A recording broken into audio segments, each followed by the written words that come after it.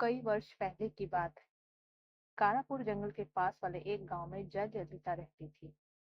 विवाह के पश्चात जब वो ससुराल पहुंची तो सासू माँ ने लपक कर उसे गले से लगा लिया।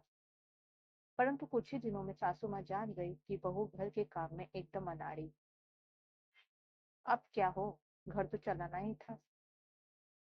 उन्होंने बहू से कहा, जयललिता, मुझसे पूछे बिना कोई काम मत करना।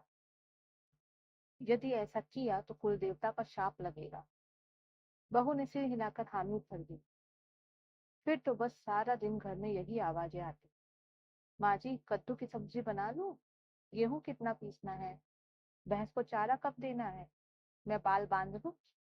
लोटे से पानी पी लूं आदि। कुछ दिन तक सब ठीक ठाक चलता रहा। एक दिन मामूली से बुखार में सासू माँ चल बसी। अब क्या हो सकता था। जयललिता ने दिमाग लगाया और मिट्टी की सुंदर गुड़िया बनाई। उसी को वह साथ मानकर घर का काम काज करती। कोई भी काम करने से पहले वह मूर्ति से अवश्य पूछती। उसके पति मल्लन्ना ने भी कई भी कुछ नहीं कहा। एक दिन जयललिता मूर्ति को अपने साथ बाजार ले गई। सामान की खरीदारी से पहले सासू माँ की आज्ञा भी तो आवश्यक थी।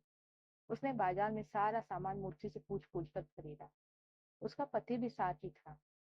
वापसी पर बहुत अंधेरा हो गया। घने बादलों के छाने से हाथ नहीं सूझता था।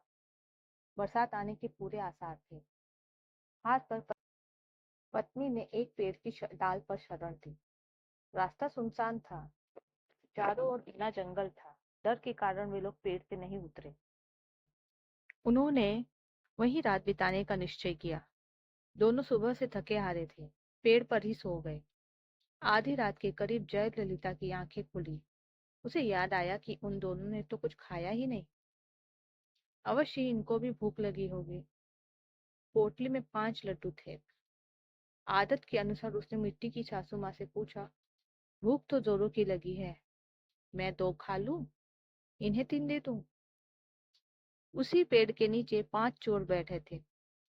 चोरी के माल का बंटवारा कर रहे थे। जयललिता की आवाज सुनकर उन्होंने सोचा कि निश्चय ही कोई चुड़ैल उन्हें खाने की योजना बना रही है। वे सामान उठाकर भागने की तैयारी करने लगे। तभी जयललिता के हाथ से मिट्टी की मूर्ति गिर पड़ी। हड़बड़ाहट में चोरों ने समझा कि चुड़ैल ने उन पर हमला किया है। वे सब सामान छोड़कर 9 तो 11 हो गए। जयललिता और उसका पति चुपचाप नीचे उतरे और सारा कीमती सामान बांधकर घर लौट आए। मिट्टी की सासू माँ टूट गई थी।